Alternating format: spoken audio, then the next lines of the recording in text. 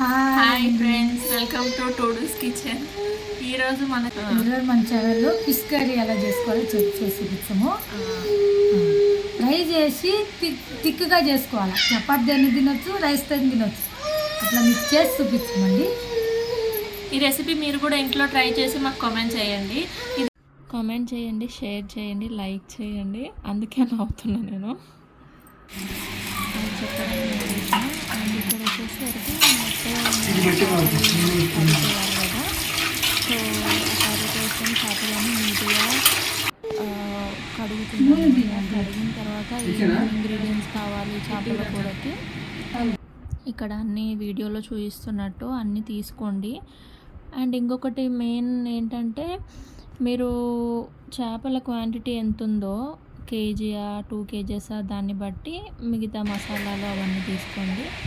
ఇక్కడ చేపలు కొంచెం లైట్గా వేయించుకొని కూర చేస్తే బాగుంటుందని ఇక్కడ పసుపు, ఉప్పు, కారం, ఆయిల్ వేసి మధ్య కొంచెం లైట్గా పట్టించి ఆయిల్ పెట్టుకొని అందులో కొంచెం వేయిస్తుంది అనమాట. లైట్గా మనం ఫ్రై చేసినట్టు కాదు, జస్ట్ లైట్గా వేయించుకోవాలన్నమాట. సో అండ్ ఉప్పు, కారం, పసుపు, ఇంకా ఇక్కడ మెయిన్ వచ్చేసరికి ఒక మసాలా పేస్ట్ ముద్ద తయారు చేసి పెట్టిందండి మా అత్తయ్య. అందులో ధనియాలు, జీలకర్ర, ఇలాచి, లవంగ అండ్ గసగసాలు, ఎండు కొబ్బరి వేసి బాగా పేస్ట్ ముద్దలా చేసింది. సో ఆ పేస్ట్ని మనం ఈ చేపల కూరలోకి వాడాలన్నమాట. దాన్ని బట్టి కొంచెం కూర అనేది దాని నుంచి ఈ కూర తయారవుతుంది అనమాట. క్వాంటిటీ అనేది ఇంక్రీజ్ అవుతుంది. సో ఇక్కడ ఆయిల్లో మా అత్తయ్య ఫ్రై చేస్తుంది ఫిషెస్ అన్నీ.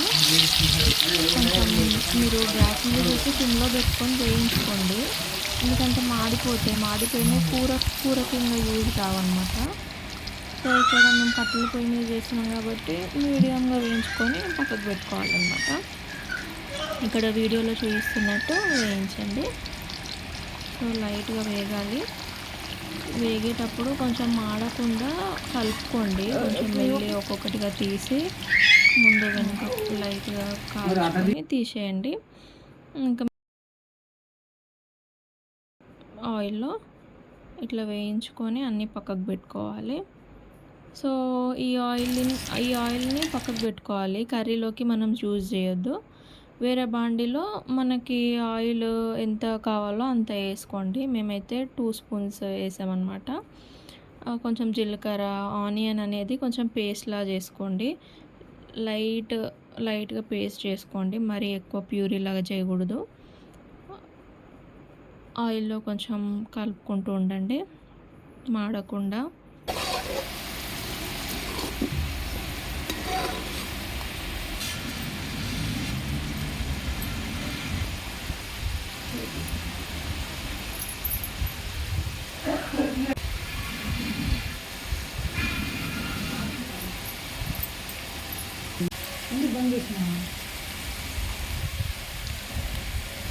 కరివేపాకు వేసుకోండి, యాడ్ చేసుకోండి.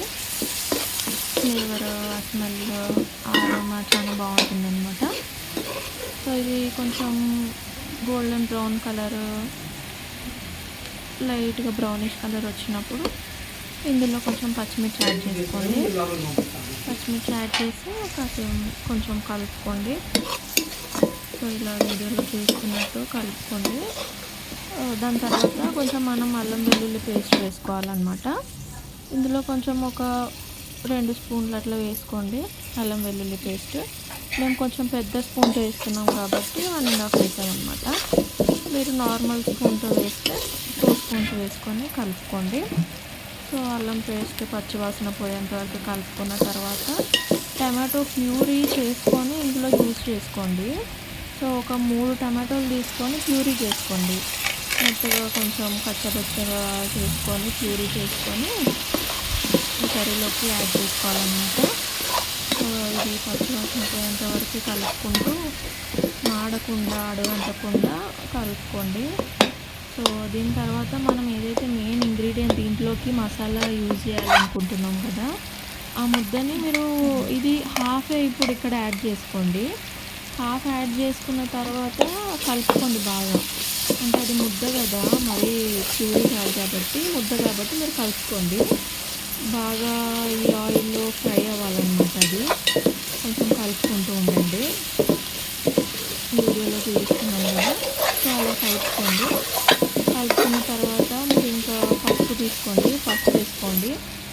సో ఇందులో పసుపు యాడ్ చేయండి. పసుపు యాడ్ చేసిన తర్వాత ఉప్పు కూడా యాడ్ చేయాలండి. పసుపు ఉప్పు ఒకసారి యాడ్ చేస్తే చేదు అవుతారు అంటారు, కానీ అలా ఏం అవ్వదు, యాడ్ చేసుకోవచ్చు. మేమైతే యాడ్ చేస్తున్నాము. దాని తర్వాత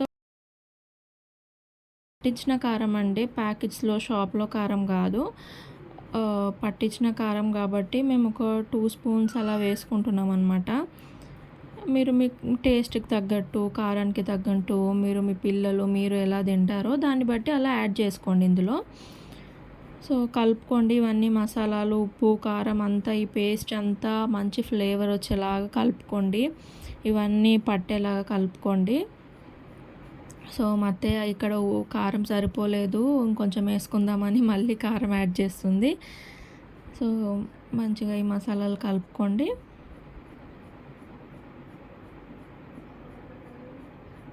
కలుపుకున్న తర్వాత ఇది చేపల పులుసు కాదు, కూరే. కాకపోతే ఏంటంటే చేపలు ఎప్పుడైనా లైట్గా నీచు వాసన వస్తాయి.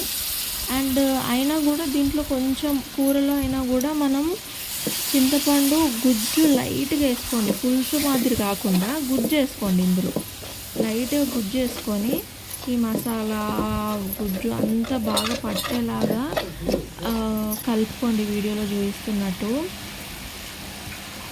ఒక 1 minute 2 minutes అలా ఆగండి, అదంతా కొంచెం ఉడకాలన్నమాట. ఉడికేదాకా కొంచెం కలుపుకొని కాసేపు మీరు దాన్ని డిస్టర్బ్ చేయకుండా అలా స్టవ్ మీద వదిలేయండి. దీని తర్వాత మనం మన కర్రీకి మీకు రోటీలోకి, జొన్న రొట్టెలోకి, రైస్లోకి ఈ కర్రీ ది బెస్ట్ అండి. మీరు డెఫినెట్గా ట్రై చేయండి.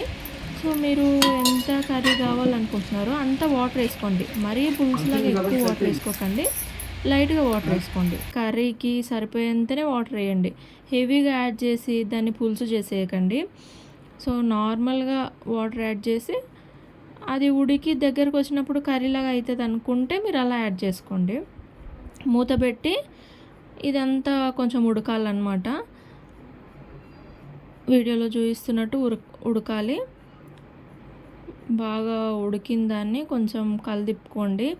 ఇప్పుడు ఇది కొంచెం చిక్కగా అనిపిస్తుంది కదా మూత పెట్టి తీసిన తర్వాత, అప్పుడు చేపలన్నీ యాడ్ చేసుకోవాలన్నమాట.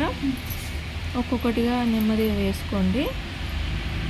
సో ఇప్పుడే మనం ఉప్పు, కారం, అన్ని మసాలాలు ఇప్పుడే చూసుకోవాలన్నమాట.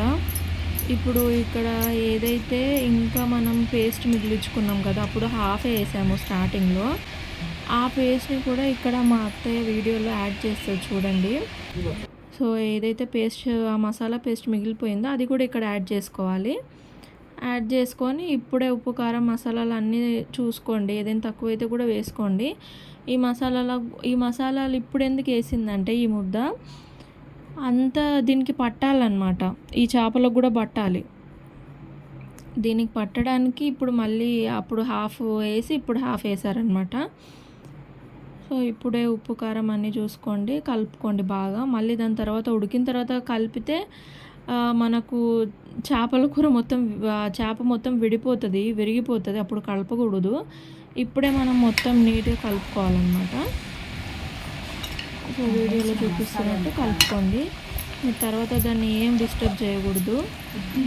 కొంచెం బాగా ఉడికిన తర్వాత, లైట్గా ఉడికిన తర్వాత బంద్ చేసుకునే ముందు మీరు కొరియండర్, ఈ కొత్తిమీర యాడ్ చేసుకోండి. చాలామంది పుదీనా యాడ్ చేస్తారండి. పుదీనాకి చేపల పులుసు ఫ్లేవర్ డిఫరెంట్గా చేంజ్ చేస్తుంది. సో మీరు యాడ్ చేయకపోవడమే బెటర్ అని నా ఒపీనియన్. చేపల కూరని ట్రై చేసి ఈ రెసిపీ ఎలా వచ్చిందో డెఫినెట్గా మాతో షేర్ చేసుకోండి, కమెంట్ చేయండి. అండ్ ఇక్కడ చూపిస్తున్నాను కదా వీడియోలో ఎలా ఉందో. సో కదా ఆయిల్ పైకి వచ్చేంత వరకు మీరు అలా ఉడికించుకోండి. ఇక్కడ వీడియోలో లాస్ట్కి మా మామయ్య కూడా నేను టేస్ట్ చేసి మీకు రివ్యూ ఇస్తా అనేసి లాస్ట్కి చెప్పాడనమాట. సో నేను ఆ క్లిప్ కూడా లాస్ట్కి యాడ్ చేశాను. అది కూడా చూడండి. మీకు నచ్చితే ఈ కర్రీని లైక్ చేయండి, షేర్ చేయండి, కామెంట్ చేయండి. అండ్ డెఫినెట్గా మీరు ట్రై చేసి దీని టేస్ట్ ఎలా ఉందో మీరు నాకు చెప్పడం మర్చిపోవద్దండి. నేను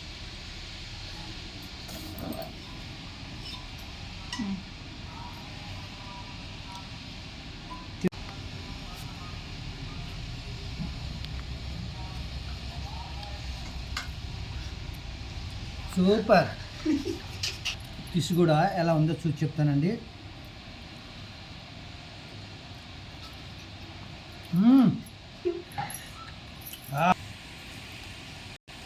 చాలా బాగుందండి.